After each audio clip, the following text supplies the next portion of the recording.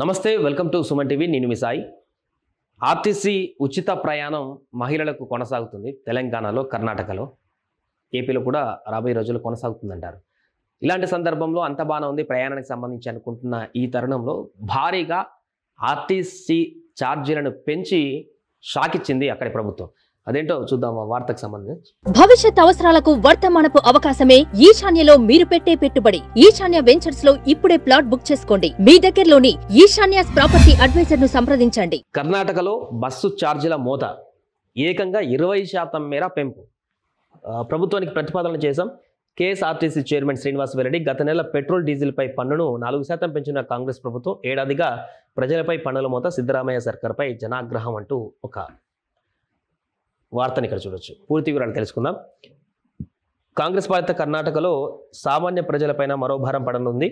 రాష్ట్రంలో త్వరలో బస్సు ఛార్జీలు భారీ స్థాయిలో పెరగనున్నాయి. దీనిపై కర్ణాటక రాష్ట్ర రోడ్డు రవాణా సంస్థ చైర్మన్ ఎస్ఆర్ శ్రీనివాస్ ఆదివారం మీడియాతో మాట్లాడుతూ కీలక విషయాలను వెల్లడించారు. ప్రభుత్వం బస్సుల ఛార్జీలు పెంపు అనేది అనివార్యమని ఆయన పేర్కొన్నారు. బస్సు ఛార్జీలను 15 నుంచి 20 పెంచాలని రాష్ట్ర ప్రభుత్వానికి కేఎస్ఆర్టీసీ ఇప్పటికీ ప్రతిపాదన పంపిందని వెల్లడించారు. 2 రోజుల క్రితం మా బోర్డు సమావేశం జరిగింది. బస్ ఛార్జీలను 15 నుంచి 20% పెంచాలని మేము ప్రతిపాదన పంపాం.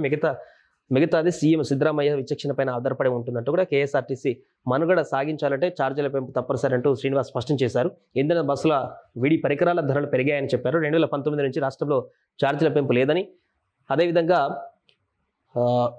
కేఎస్ఆర్టీసీ ఉద్యోగుల వేతనాల సవరణ కూడా 2020 నుంచి జరగలేదని, కాబట్టి టికెట్ ధరలను పెంచడం అవసరమని చెప్పుకొచ్చారు. గత 3 నెలల కాలంలో కార్పొరేషన్కి 295 కోట్ల నష్టం వచ్చిందని వెల్లడించారు. గత ఏడాది పన్నుల మోత అంటూ 5 గ్యారెంటీల పేరుతో కర్ణాటకలో అధికారంలోకి వచ్చిన కాంగ్రెస్ పార్టీ ప్రభుత్వం ప్రజలపైన పన్నుల మోత మోగిస్తుందని, వివిధ రకాల పన్నులు ఇతరత్ర రూపాలలో సామాన్యుడి జేబును గుల్ల చేస్తున్నది. ఇప్పటికే గైడెన్స్, వాల్యూ ట్యాక్స్, అదనపు ఎక్సైజ్ డ్యూటీ, రవాణా వాహనాలపైన అదనపు సెస్, ఈవీలపై లైఫ్ టైం ట్యాక్స్ను ఇబ్బడి ముబ్బడిగా వసూలు చేస్తున్న కాంగ్రెస్ ప్రభుత్వం గత నెల పెట్రోల్ డీజిల్ పైన సేల్స్ ట్యాక్స్ను కూడా దాదాపు 4% చొప్పున పెంచింది. దీంతో లీటర్ పెట్రోల్ ధర 3, లీటర్ డీజిల్ ధర 3.02 మేర పెరిగింది. మరోవైపు అటు పాల ధరలు కూడా అర లీటర్ ప్యాకెట్ల పైన ₹2 చొప్పున కర్ణాటక మిల్క్ ఫెడరేషన్ పెంచిన విషయం తెలిసిందే అనేటువంటి ఒక వార్తని ఇక్కడ చూడొచ్చు. 20% పెంపుదల అంటే చూడండి, ₹100 టికెట్ ఇప్పుడు ఆల్మోస్ట్ ₹120 టికెట్గా మారేటువంటి అవకాశం ఉంటుంది.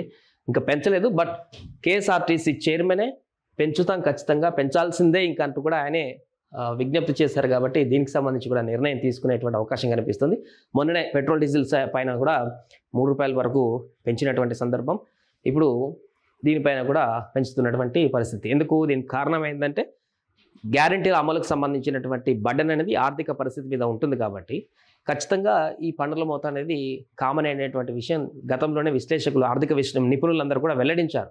ఉచిత పథకాలు అనేటువంటిది రాష్ట్ర ప్రభుత్వ ఆర్థిక మనుగడ పైన భారం చూపెడుతుంది అనేటువంటి విషయాన్ని చెప్పారు.